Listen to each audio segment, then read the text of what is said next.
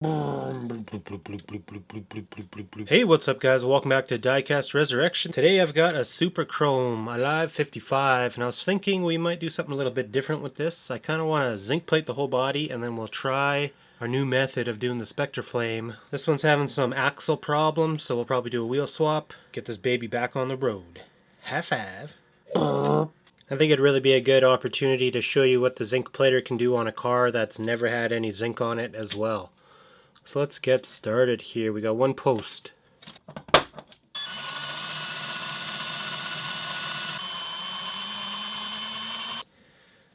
Just like so. Appears to be in one piece in here. She's pretty dirty, but that's okay. Sometimes the dirty ones are the fun ones. Okay, we lost a piece of our glass. As long as I don't lose this little piece, we're good. We'll be able to get that back on there. Give this a little strip. It's not going to take much. Hardly anything left on there.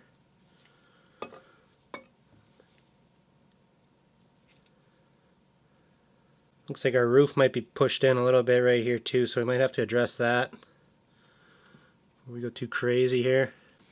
We'll just give that a few seconds and it will be done.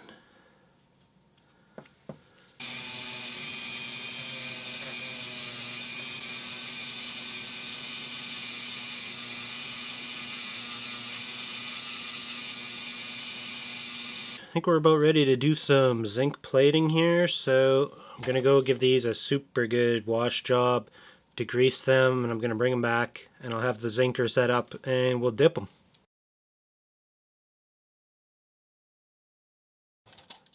So this is moss repellent zinc strip. You put it, I think, below your shingles, right above your eaves trough.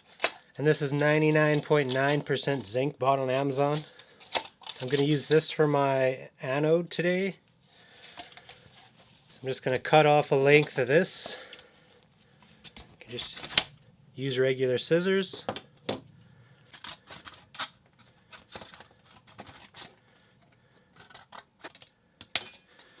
Basically what I'm going to do here is make a couple little thin pieces like this, like a pigtail, and I'm going to leave it on there.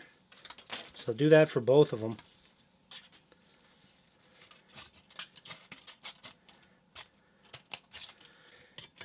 And when I put my anode in, I'm going to try to conform it to the side of our container. Like that. Just kind of deform it on there.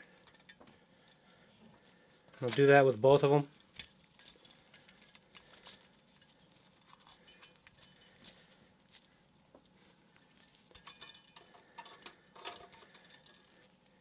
And then these two pigtails,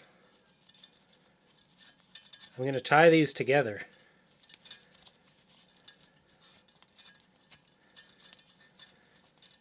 I'm going to be using two anodes today, just like this. Put this in the back.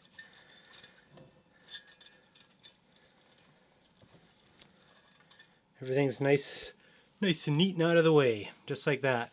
3/4 of a cup of Epsom salts into here now.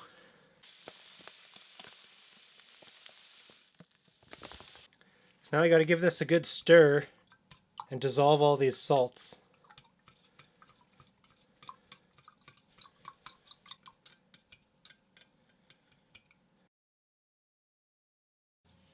So now I'm going to connect our positive lead to our junction where our two anodes connect, and then the car or the base or whatever goes on our negative lead. So I like to just take a stick and put it on top and take a lead, put it on our car, put it somewhere where you don't care if it gets plated or not, like a post like this.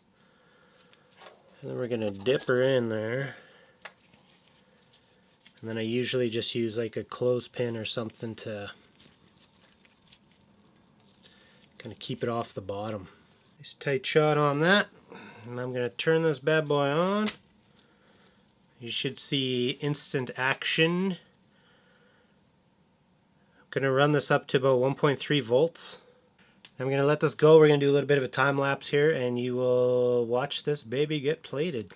It's better to do more shorter plates than do one long plate. As you can see, the zinking process is happening already. Kind of looks like gray primer. That's zinc going on our car. Haven't even started the time lapse yet, so it's already getting plated right now.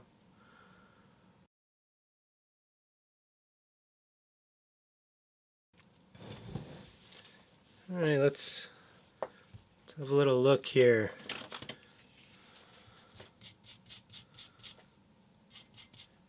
So you can see how bright that is already. That's just pure zinky goodness. A lot of guys like to use steel wool for this part. I'm a wire brush man. It's just that easy. I don't even think I had it in there for 10 minutes. I'll probably do another one once I clean this up. So if you really want to be a rock star, you can sand your zinc between coats, smooth it out, degrease all over again 100%, and throw it back in.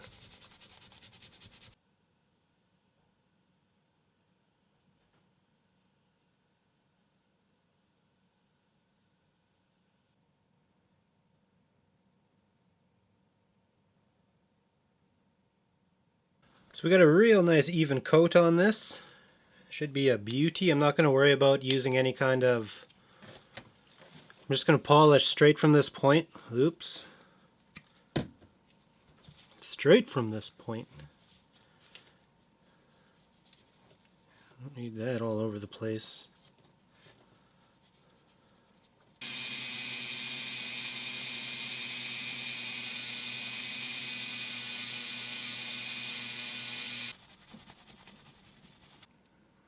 I'd say that's a heck of a good start. It's really nice in the light. Gonna keep working on this. I'm gonna polish the whole thing up.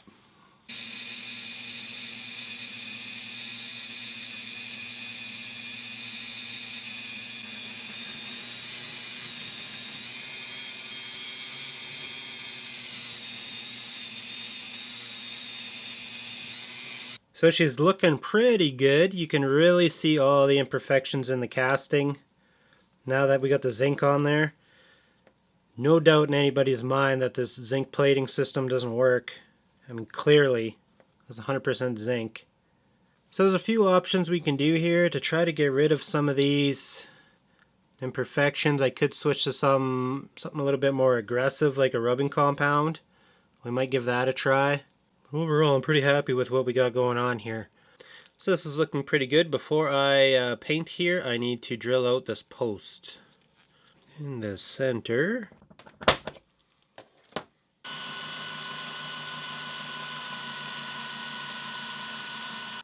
Okay, so we're ready for paint here. I'm going to get the booth set up. And I'm going to pick a color that I've had problems painting in the past. Okay, so I've got a little bit of my clear coat mixed up again, just like before. We're going to try the same method of doing our spectraflame as we did the other day on our Beetle. I didn't want to ruin another pipette, so I went for the pour. So again, all we're doing is making a tinted clear coat.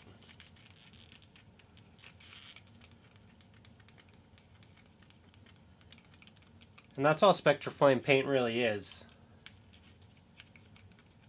It's just urethane with a dye added to it, or a pigment. So all we're doing is making it a little bit more transparent, and that's going to let us put a couple more coats on than usual and really control how much color builds with each layer.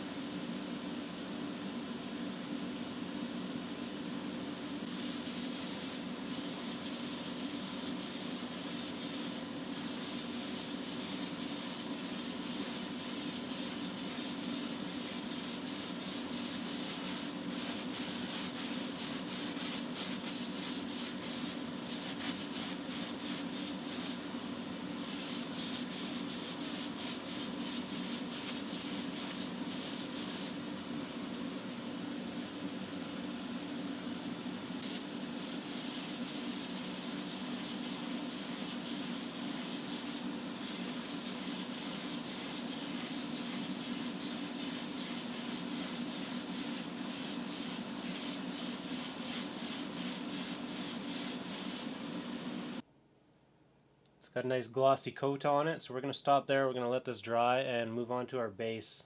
Well, Jimmy, what do you think? I'm thinking torque thrusts.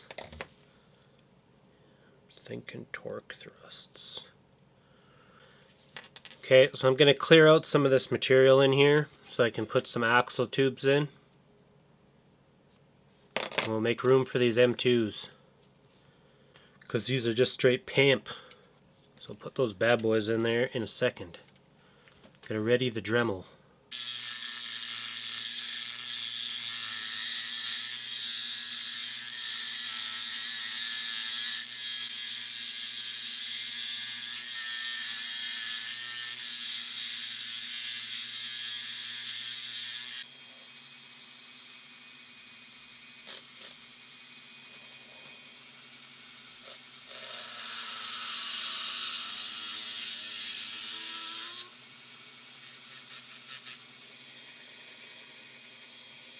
Alright, so I've cut some tubes.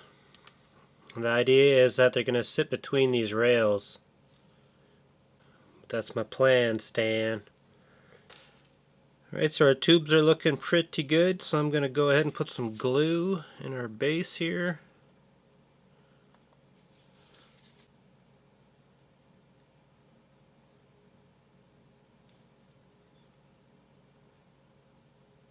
So we're going to leave this, let this get set up, and then hopefully we can tie everything together here and have a real nice looking Nomad.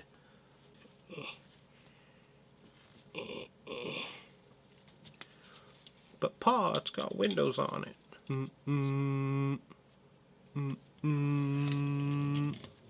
So I've got this sanded smooth, the corner we repaired, and it's a little bit hazy. But after I give this a rinse and we dip it, we should only be able to see the little crack that we had. But our glass is structural integrity has been restored. So I'm going to give this a rinse, we'll dip it, and then I think we can put our car back together. There you go, so you can just see the crack, but all the glue is sanded away. So that's going to work out real nice. So I'll dip both sides, try to get rid of the extra. Okay, it's been a long journey, but I think we are ready for an assembly. We got our glass. Our interior is nice and cleaned. Got that sweet bench seat in there. Feeling that.